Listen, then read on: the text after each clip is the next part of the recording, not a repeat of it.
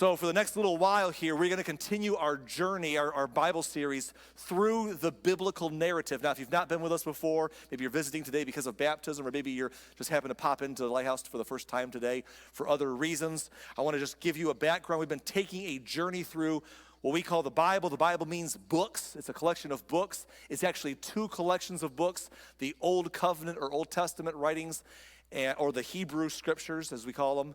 Now, there's the New Covenant or New Testament writings, or the Christian scriptures, and these all bound together into a collection. We've been journeying through the Hebrew story for the last year now, and we left off last time with the story of Solomon, and some of the weeks are stories, and some of them are just kind of nerding out on what's in the Bible in an overview way. And for those of you who like to nerd out on structure of the Bible, you like those weeks better. A lot of you like the story weeks better and the application there.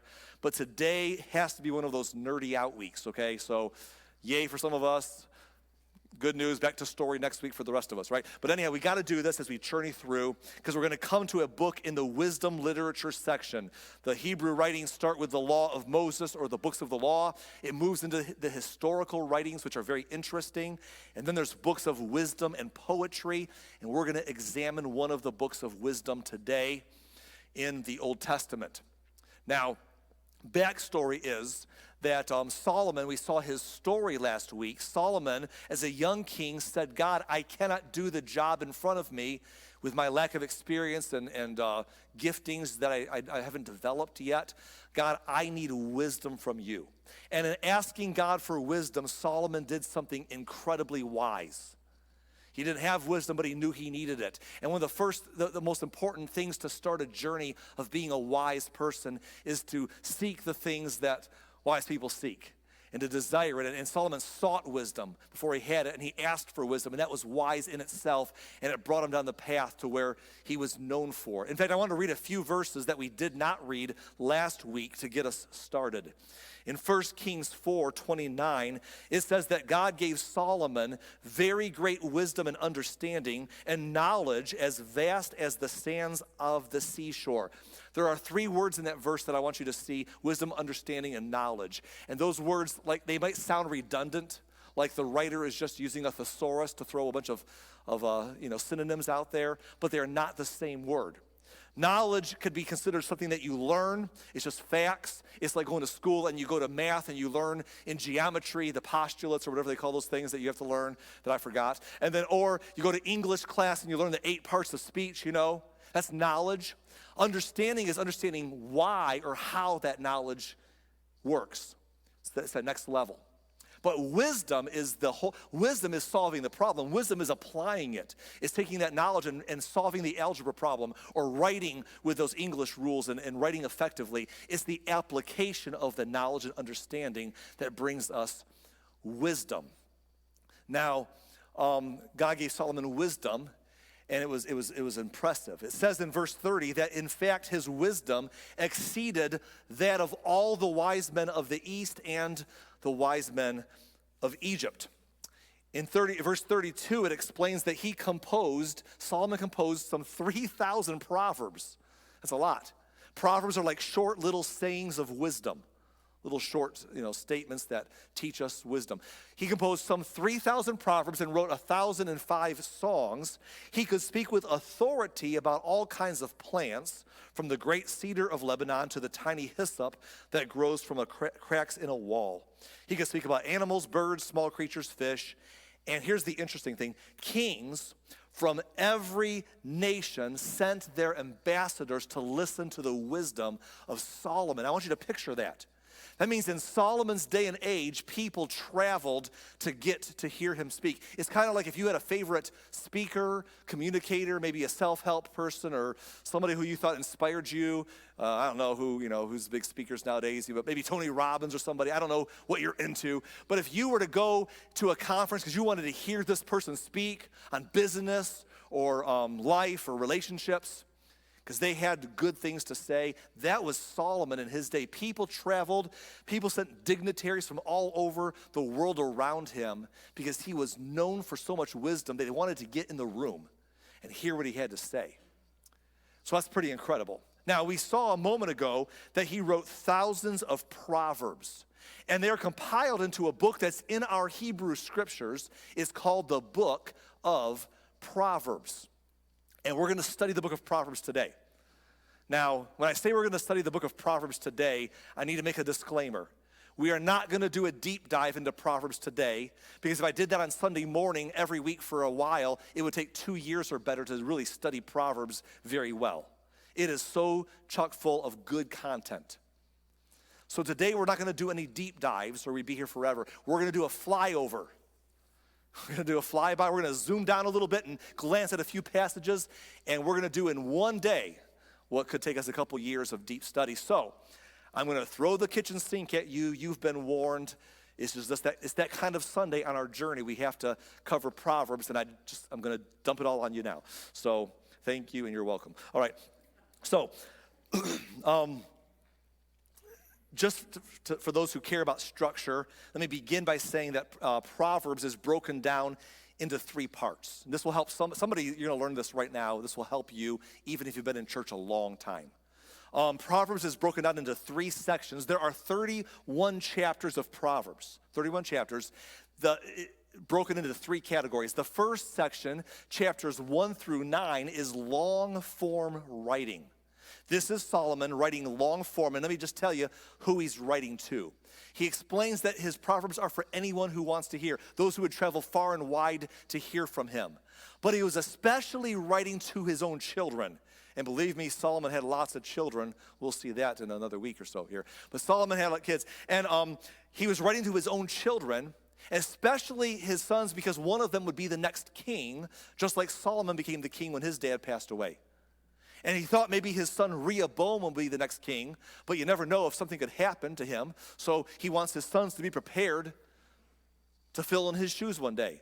But it's to all his children, sons and daughters, and anyone else who's listening. And he writes about all sorts of stuff in long form. Like, for example, he makes wisdom into a woman personified, a woman who's saying in the streets, hey, let me help you, come get wisdom, and don't neglect this. And he just writes about this beautifully. Now, after the first 9 chapters of long-form writing, there's a pivot in Proverbs. Chapters 10 through 24 are the short sayings. These are the fortune cookie-sized sayings. You know what I'm saying? The little ones that you open up, and it's like a little quick nugget of gold, nugget of wisdom, a little sound bite of useful information. That's the majority of Proverbs, the short sayings. They're all over the place. Sometimes they string together. Sometimes they're diverse from one verse to the next. And then the last few chapters is another category. Chapters 25 through 31 are called later compilations. And what I mean by that is that this section here is Solomon completed his Proverbs and kind of made a book of them. But several generations later, another king in Israel named Hezekiah compiled more of Solomon's Proverbs that weren't included in the initial collection, and he added them to it, as well as 2 other authors, a king named Agur and a king named Lemuel. He takes all of their writing and he adds it to the collection of Proverbs and makes it longer. So those 3 categories, the long form and the short sayings and the later additions, all make up the book of Proverbs. And for some of you, that is just a structure that you may have not heard before, even if you've read the book. I'd encourage you to let that make sense as you read through it next time. Now, before I get into some verses, I want to encourage everyone here to read Proverbs. At least once, if not over and over. I'll tell you why. It's golden. So, I don't know if you like to read books by people on business or industry or investing or self-help or relationships. I love to read good books that will improve my life. Maybe you do as well. And I love a good new book, a new author, but I also appreciate the classics, right? There are some classics out there. Like, for example, a few decades ago, Stephen Covey wrote the famous book, The 7 Habits of Highly Effective People. And that's a classic. That's as timeless and real today as it was decades ago. Or before that, Dale Carnegie wrote How to Win Friends and Influence People. Phenomenal book. There are books that are just good even still today. And if you want to read some classic material that will help your life be better, I recommend Proverbs. Think about this. 3,000 years ago, this material was compiled by a man who was so known for his wisdom that people travel from all over the world around him to get in the same room and listen to him teach them and talk about life. And that guy writes down Proverbs that we have 3,000 years later in our hands. I mean, read all the new stuff, but don't miss this content because it's that good. So I'd encourage you to read it for yourself. I know people who read a chapter a day. About 31 chapters means every month they finish the Proverbs and start over again. I know others who their goal is to simply read a couple verses at a time until something grabs them that they want to think about, and they'll just meditate on that throughout the next day, and then the following day pick up where they left off, one verse or two or three verses at a time for a slow journey through. But whatever you do, I'd encourage you to check out Proverbs for yourself. It's full of great material. Now, I'm going to dive into a little bit of it. We're going to start with that first section, the long form writing, and look at a few things in there. Beginning in chapter 1 and verse 1, let's begin. These are the Proverbs of Solomon, David's son, king of Israel. Their purpose is to teach people wisdom and discipline to help them understand the insights of the wise. As interesting as he says, these things will give you wisdom and self-discipline. Their purpose is to teach people to live disciplined and successful lives. Isn't that what we all want, by the way? To live successful lives. To help them do what is right and just and fair. These proverbs will give insight to the simple, knowledge and discernment to the young. Now, the words simple and young there are used similarly, and I'll tie them together in just a moment because there's an explanation there. Let the wise listen to these proverbs and become even wiser. That wise people listen to wise things and listen to wise people, and they become wiser still. A wise thing to do is to seek wisdom. Now, if you read the book of Proverbs, you'll see that that Solomon references 4 categories of people. 4 categories of people or types of people over and over again. And I want you to know what they are so when you read the book, it'll make sense to you. The first kind of person he references is the wise person. The wise person is described as somebody who hears, truth or instruction or something about life, and they say, oh, that's helpful, that's good, I need that, that's going to direct my life. They take it and they apply it to their lives. They hear the knowledge, but it doesn't just knowledge or understanding, it's applied wisdom. It changes how they live. It affects how they do day by day. That's the wise person. The next person he mentions is the fool. The fool is someone who also hears, they get the knowledge, but they dismiss it. They're like, I don't care about that. I don't got time for that. Well, that's fine, but I don't care if that will make my life better or if this will make my life worse. Whatever, it's my life. I'll do what I want to do. And, so I dismiss instruction. I dismiss the things that I don't care to hear because I'm going to do me. So the wise person hears and the fool, they both hear, they both have knowledge. They can both say, yeah, I've heard it all before. But the wise person says, yeah, I've heard it before and I'm going to apply it. The fool dismisses it. The next category of person in Proverbs is the simple person. The simple person is someone who just doesn't know. They don't know yet. They just don't know. And that's why they mentioned the young earlier, because at some point, everyone's young. We have a little baby back here in the back. Debbie's little Ian is back here. We had a little baby, Killian, here last service. I was saying, when these little babies are little, I remember being a young parent. And when my kids were little, I would have to help keep them from hurting themselves for things like the light socket. You put your finger in the light socket or your fork in the light socket, bad stuff happens. But they don't know that. They weren't well versed in electricity and all the matters of science. They just know that there's a little spot there that looks like it needs something put inside of it, They're just simple. They don't know. But we knew, so we would protect them from it. Now, at some point, as they got older, we told them that's dangerous, and we explained that to them, and they learned that. At some point, that's your own fault if you put something in the light socket. If you're like older and you're like, hey, y'all, check this out, that's on you. You're not simple, you're a fool now. At some stage in our life, we're all simple, right? Like whether we're children, teens, young adults, middle-aged people, there's things of life that we just don't know about yet. But at some point when the knowledge comes our way, we can take it and become wise by applying it or fools by dismissing it. And you can't stay simple. You can't say, I know, I don't want to be a fool, so I'm just going to not listen. La, la, la, la, la, la.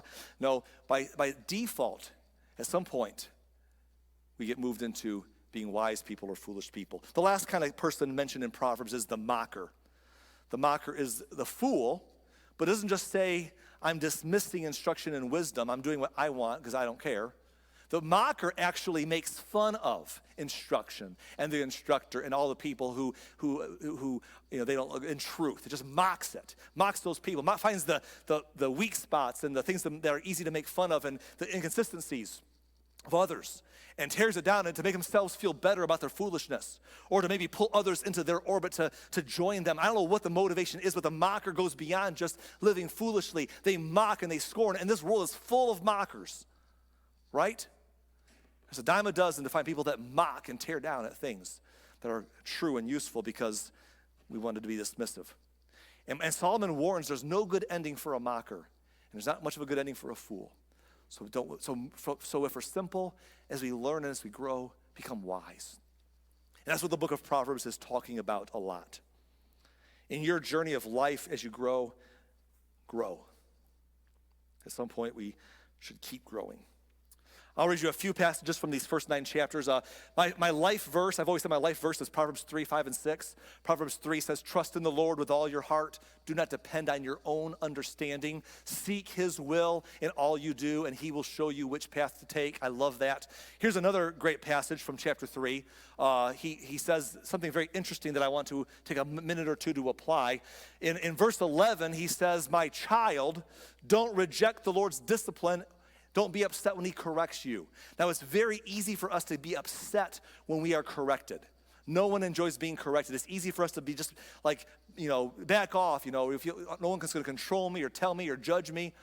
And correction can make us very hostile. I remember being young and always being hostile to correction. And then, at some point in my life, I thought of something one day that I hadn't before. And I got better, then I got worse. And I got better, and it's kind of a journey. But I remember beginning to realize one day that correction is awesome. If I want to be wise, if I want to grow, and I'm not doing something right, if I'm not on a good path, I don't want to end up in the wrong spot. I don't want to do the wrong thing. I want to be better. So correction is a good thing.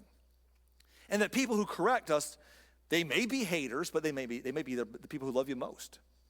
They're not all hostile. Oftentimes, they're the best people who care about you. And so whether it's a teacher or a coach or a parent or a spiritual leader or a friend in your friend circle who is just willing to speak truth into your life, you look at those people and say, thank you.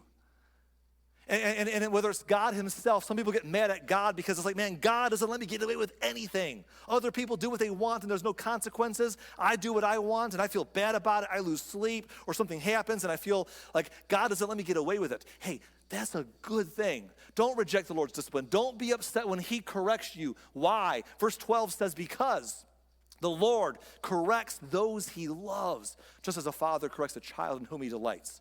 This is the secret to it all, is understanding that the people who care about my outcomes, they love me, they're for me. That's not a bad thing. And so if I get correction, I'm like, good. So here's this little simple thing is so easy and yet so hard. It's hard because we don't want to, our pride gets in the way, but it's so easy. It's as easy as flipping a switch in our brain. I've just speaking from my own experience. It's as easy as flipping a switch in our mindset. Instead of saying, who do you think you are? How dare you? You're a hater. You're a hostile. It's saying instead, hey, I want to be my best self. I want to hear that. What if they're a hater and they're saying things, correcting me? Well, if they're a hater and their input makes me better, joke's on them, because I'm better for it. But if they're a friend, if there's someone who cares, if it's the Lord, if it's someone who cares about me, who loves me, I want to say thank you. Thank you for helping me get where I'm trying to get to, which is to my best self. And I can always hear something without being upset at hearing it. So that's just a good input, but it takes a flip of a switch. It's so easy and yet so hard. But it's a heart issue, and our heart is everything. In fact, in chapter 4, verse 23, he says, guard your heart above all else, because it's going to determine the course of your life. So if our heart gets bitter and nasty and sideways, we're just going to end up on a path we didn't mean to be on. Now, I know that some of you are sitting here, and if you're paying attention to what I'm going through, you might be thinking, Arlen, you said that the first 9 chapters were long-form writing, but those sound like cookie cutters to me. Those sound like little short nuggets to me. Where's the long-form writing in chapters 1 through 9? Well, I didn't read those to you because it would take us 30 minutes. But I'm going to read one little passage of long-form writing to you. And so get ready for it. And it's pretty juicy. okay? Because Solomon speaks for like 3 chapters to his kids about watching out for people who want to pull you down immorally through sexual immorality or indulgence that you shouldn't get involved in. And he talks about the dangers of people who will wreck you through your sexual behavior. And in chapter 7, he tells a long story about, in this case, a woman who actually is a married woman who is pursuing and seducing a young man to sleep with her. And he's saying, watch out. And he's not picking on women here because it applies to men too. He's speaking to all his children, but he's speaking to his sons specifically, saying, watch out for that kind of woman. By the way, girls, watch out for that kind of guy, because there are people out there who would pull you into something that will harm you. So he tells a long story, and so you can see the long-form writing. I'm going to read a portion for you right now. Let's dig in. Proverbs 7:6. While I was at the window of my house, looking through the curtain, I saw some naive young men, and one in particular who lacked common sense. He was crossing the street near the house of an immoral woman, strolling down the path by her house. It was at twilight in the evening as deep darkness fell. The woman approached him, seductively dressed and sly of heart. She was the brash, rebellious type, never content to stay at home. She's often in the streets and markets, soliciting at every corner. She threw her arms around him and kissed him.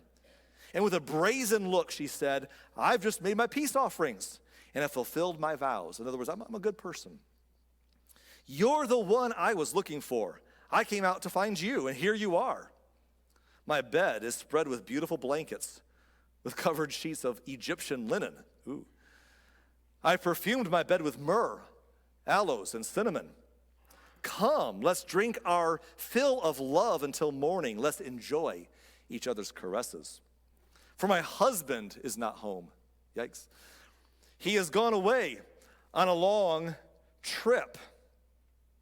He has taken a wallet full of money with him, and he won't return until later this month. So she seduced him with her pretty speech and enticed him with her flattery. He followed her at once like an ox going to the slaughter. He was like a stag caught in a trap, awaiting the arrow that would pierce its heart.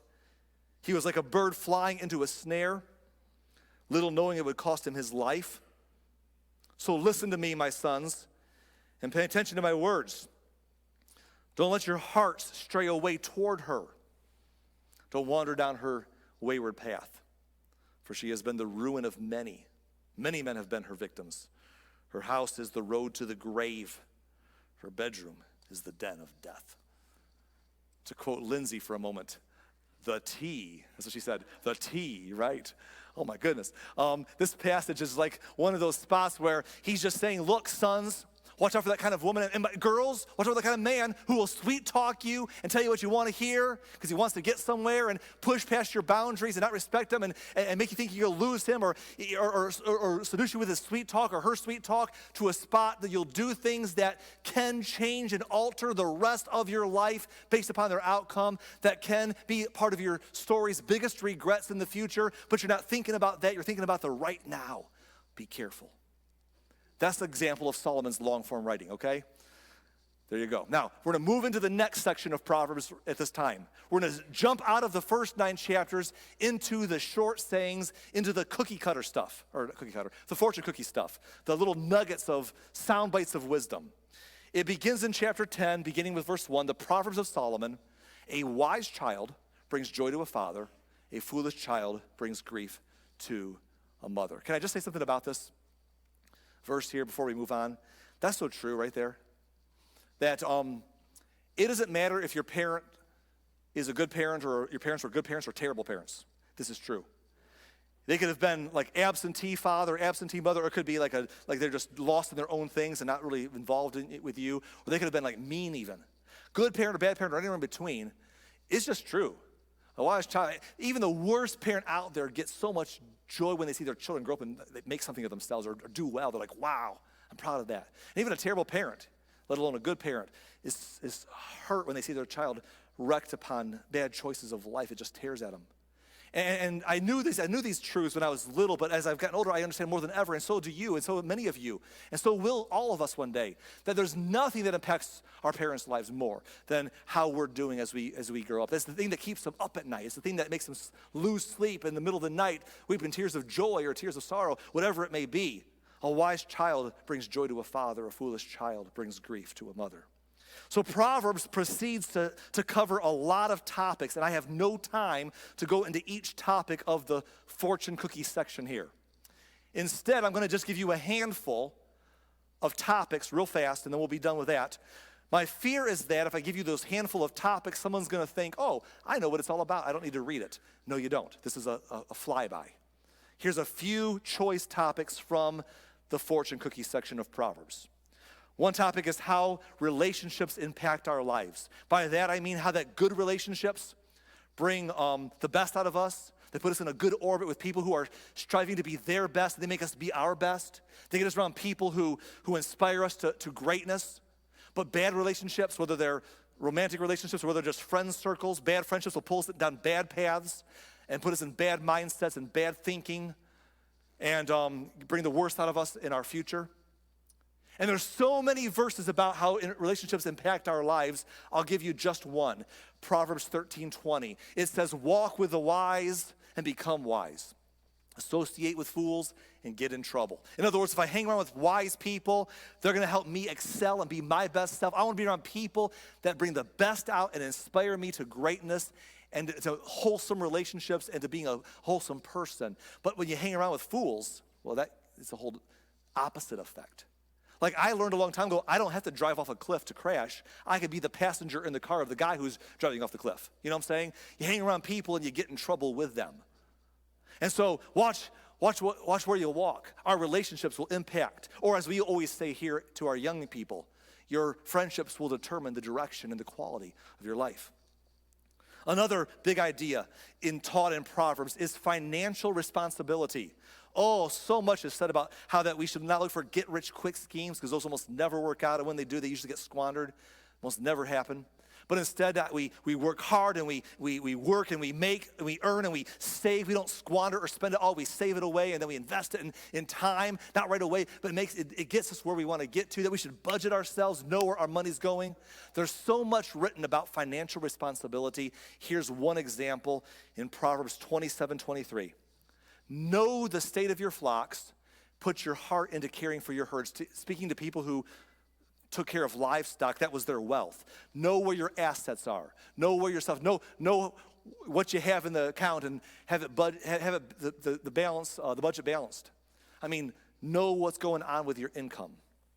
Why? For riches don't last forever, and the crown might not be passed to the next generation. In other words, things happen in life that can upheaval your plan, and if you don't have a plan, you can get caught off guard by the unexpected things that happen in life. He talks a lot about work ethic. A lot. And I'm going to give you like the shortest verse in Proverbs today. It is so short. So before I do, let me just tell you, he says a lot about work ethic that's not so short. He talks about how that you can go to the ant and how the ant spends the whole summer gathering more than it needs. Why would it gather more than it needs? Because it's storing up for winter, because the day's going to come and it's going to need to have some things laid up. Or how they can go by the field or the house of the lazy person and it's all torn down and unkempt. But in the middle of all of this, he gives us the shortest proverb about work ethic. I'll read it for you now. Proverbs 10:4. Lazy people are soon poor, hard workers get rich. You're welcome, that's it. But he says this stuff over and over again about work ethic. He talks about self-control. Self-control is a big topic, whether it's pleasures that we want to indulge in or food that we want to eat that can take a bad toll on our physical health, or drinking or substance abuse or sexuality. There's also things we can indulge in that right now feel great, but later there's longer term consequences that catch up to us. Or self-control can be our anger or our emotions that we don't hold in check, whether it's pleasures or indulgences or emotions that we don't have control over. A lack of self-control brings harm. And I don't have time to read all of those verses to you. Let me give you one generic one here. In Proverbs chapter 25:28, he says, a person without self-control is like a city with broken down walls. This is interesting. Like if a city does not have walls that are functioning around it, and the walls, it might not matter on a peaceful time, but when conflict and hard times come their way, probably trouble's going to happen. And you might have self-control in some part of your life, and on a day-by-day basis, it might feel like it's no big deal. But when things happen down the line, boy, I'll tell you, we're not ready to face the hard parts of life if we have not figured out to control ourselves. He talks about generosity. Generosity is a big idea. For example, there's so much written about this. Proverbs 11, verse 24 says, give freely and become more wealthy. Be stingy and lose everything. By the way, does that seem backwards to you? Like if I give freely, won't I be less wealthy? And if I'm holding back and stingy, won't I have more? But this is one of those many paradoxes. There's so many paradoxes of life that we can spend a whole Sunday talking about. This is one of them. That when we give freely, we become more wealthy. When we're stingy, we lose everything. That open-handedness gets us further than clenched fistedness. He says that the generous will prosper. Those who refresh others will refresh themselves, be refreshed. Another topic we've already mentioned before is being teachable. This is a big one. Like, don't get mad when people correct you. That people who succeed in life crave growth. They crave instruction. They don't consider it hostile. They consider it helpful. And even if it comes from a difficult source, they're grateful because we want to grow and be our best selves. There's so much about this topic. One verse, Proverbs 15:32, says if you reject discipline, you only harm yourself. You only harm yourself. But if you listen to correction, you grow in understanding. And then one more topic in this section, and we'll move on from here. That is the weight of our words. Oh, he talks about the weight of our words. There's so much here, I can't get into it all. He says things like gossips destroy people. Gossips tear down other people's lives first that they're gossiping about. Then they end up harming the people that they gossip to. It's like a poison to that person. And in the end, they harm themselves by destroying their own reputation. That when a gossip is done, everyone back to themselves suffers because of it. He talks about how those are people who love drama, who go to one friend and say, hey, I'm with you, and put the other person down. Then go to the other person and say, I'm with you, and put the other person down and play the game. Or those who are just mean with their words and harsh and tear people down with what they say. He says, watch out. We are not innocent. It's easy to say, I didn't mean anything by it. Those are just words. But words are weighty, and you and I know words are weighty because other people's words to us always feel weighty, don't they? So when we have words of our own to turn around and say, well, my words don't mean anything. I didn't mean any harm. Well, they harm. Our words are weighty. And so he says a lot about this, and I don't have time to cover most of it, but here's a few verses from one chapter, Proverbs 15, verse 1. A gentle answer deflects anger, but harsh words make tempers flare. The tongue of the wise makes knowledge appealing, but the mouth of a fool belches out foolishness. Verse 4, gentle words are a tree that gives life, or a tree of life. A deceitful tongue crushes the spirit. And then in verse 28, the heart of the godly thinks carefully before speaking, but the mouth of the wicked overflows with evil words. And what he's saying is two things. First of all, understand that your words are weighty and you can give life. There's death and life in the power of the tongue. So speak life. But he also says, before that, think before you speak. There are people that just say, well, that's not how I am, Arlen. I just say what I'm thinking. That's just what I do. I just say what I'm thinking and, figure it out later. That's a bad excuse. That's like we're being proud of a bad, that's like me saying, I just kill people. That's just what I do. I just kill people because that's just how I am, It's like, if it's a bad idea, don't do it, So, hey, think before we talk how it will affect. And when we do speak, are we building or tearing down? Are we giving life or are we harming? And so, those are some topics, and that's not near all of them. That's just a little smattering. You ought to read Proverbs. Now, before I wrap up in a few minutes here, I want to give you one more passage to read. I told you that Proverbs is long-form writing, then it's the short fortune cookie sayings, and then the end of it is a section that was compiled later that includes writing by two other authors, Agur and Lemuel, both kings.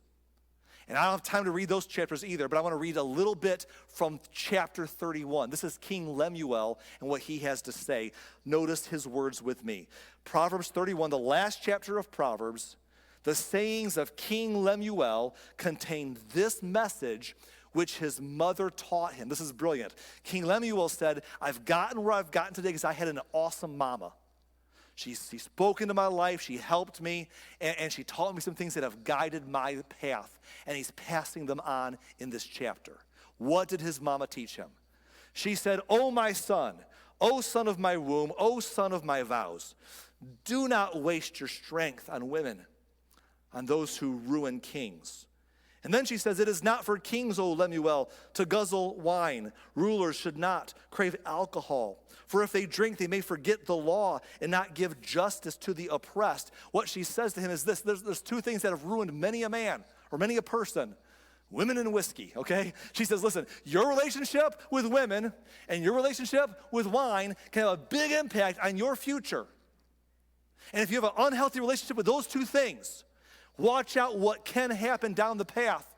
And she says, listen, you're a king. You got greatness in your future, but that stuff can take you down a path that will hijack everything you hope will happen if you don't have a right relationship with these things. In fact, she continues and says, alcohol is for the dying, and wine is for those in bitter distress. Let them drink to forget their poverty, to remember their troubles no more. She says, if you got nothing else to live for, but if you have aspirations and goals in life, don't waste your money and your time and your energy and your mental well-being and your life on women or alcohol that you're not in control of your interactions. Don't be that person, because it will impact you. Then she says in verse 8, speak up for those who cannot speak for themselves, and ensure justice for those being crushed. This is so beautiful. His mama says, listen, when you become king, don't only not let other things derail your future because of your lack of self-control, but on top of that, when you get where you're going, you use your platform to speak up for the oppressed. And this is good advice for all of us today, by the way. All of this is good advice for all of us today, quite honestly. But this right here, that when you have station in life, when you get money, when you get financially successful, when you get a position of influence or power, when things happen in your life, don't get to the spot where as you get there, you take the advantage of that platform to further enrich yourselves. But rather use that station of your life to help those who are mistreated. We should all be defenders of the oppressed. We should all be seekers of justice. And she says to her son, that's what good leadership does. She says, yes, speak up for the poor and the helpless and see that they get justice. What a way to live. Now, then she says in verse 10, who can find a virtuous and capable wife? She is more precious than rubies. And she's talking to her son. And in the rest of the chapter, she describes this woman that we refer to today as the virtuous woman. It's a template. It's an amazing template for an amazing person. And we're not going to read it. There's no time for us to read it today, but you ought to read it. It's not just for women. It's good for men. Like if you read the section of a virtuous woman, whether you're a man or a woman, and just practice what it says about how to be industrious and how to be hardworking and how to care for others around you, how to be trustworthy, you get to the spot in the end where people someday look at you, whether they're friends or family members, and say, that person has been a rock and a solid person in my life because they've lived that way. You'll make an impact if you can be the kind of person talked about as virtuous in Proverbs 31. So read it for yourself when you have a chance. It's beautiful. So I'm going to wrap this up. I told you we're throwing the kitchen sink at you today, didn't I? I'm tired. That was like 31 chapters of Proverbs flown over in a jet that deserves 2 years of focused treatment. But you can read it for yourself. So here's my 2 pieces of advice. Number 1, read Proverbs. Again, 3,000 years ago, a man known for his wisdom, who people traveled all across the world to get in the same room as him, wrote down his thoughts. And it's still practical today. So read it. Read a chapter a day, or read just a couple verses a day and think about them. But let this be part of your life's rhythm, the book of Proverbs. My next piece of advice that I'll close with is this. I want you to ask yourself a question. This is a question that you ought to ask yourself regularly. It's a question that I've taught before through the years to the young people, our children, and to the church. And this is the question that every one of us ought to wrestle down. It's so big. Take a picture of it, write it down. It's a question you ought to ask yourself day by day, a question you ought to ask yourself decision by decision. It goes like this. What is the wise thing to do? It's that simple. What is everything that you encounter, every day you encounter, every decision, whether it's a job opportunity or a thing to do in your field of work, or whether it's a problem that comes your way and presents itself, or a relationship crisis that you're in, or a temptation that you're facing. It doesn't matter what opportunity or temptation or problem or relationship issue or decision that you're about to make to change your life or to impact an opportunity. Always step back from the moment and decision by decision ask yourself, what's the wise thing to do here? And as simple as it is, just that little process, that little life hack right there will do so much to keep you from making a decision brashly, where you're not looking at where it's going to take you later, but just looking at the immediate. We always, I say it all the time, we always bend over and look at the immediate effects of our decisions. You know, right now this sounds good to me. Right now this feels better to me. Right now this is what I want. But do we straighten up and take the long look and say, what is this going to take me? And so the wise person steps back from the moment and says, before I make a decision in any area, what's the wise thing to do? Now you may be saying, Arlen, I don't know what the wise thing to do is. That's the problem. Here's another question that's not on the screen, but it's another question. You can write this down, and this could help you with this first question. Another question you can ask is, what would a wise person do? So probably there's someone in your life that you consider to be a wise person, or at least in some area. Maybe it's a business decision. What would this person I look up to in this business, what would they do? Maybe it's a relationship decision. What's somebody whose relationships I admire? What would they do? Maybe it's a character decision. Find someone you respect in that arena that you look up to, that you believe is wise, and say, if they were in my shoes, what would they do? Because that's the path to the same first question. If you know the answer to that, then you know what is the wise thing to do. And if we do the wise thing moment by moment, we will not only avoid so much hardship, but we will accelerate our own success. And as Proverbs said at the beginning, these things are written for us to have successful lives. And you know what I want for all of you today? I want you to have successful lives. But learn to ask yourself in the heat of the moment, in the opportunity of the day, what is the wise thing to do? Because that is wise. And that is how you become wise in the first place. It's how you stay wise. And it's how you show your wisdom to others. So that was a lot. We nerded out a little bit today, maybe not too deeply, but a lot for one Sunday. But we're going to get into some more stories and adventures and stuff in the weeks to come. But today I want you to know what the book of Proverbs is, in case you've never heard of it before, or you've never read it before, or perhaps you've read it before, but it seems like a lot of information to you.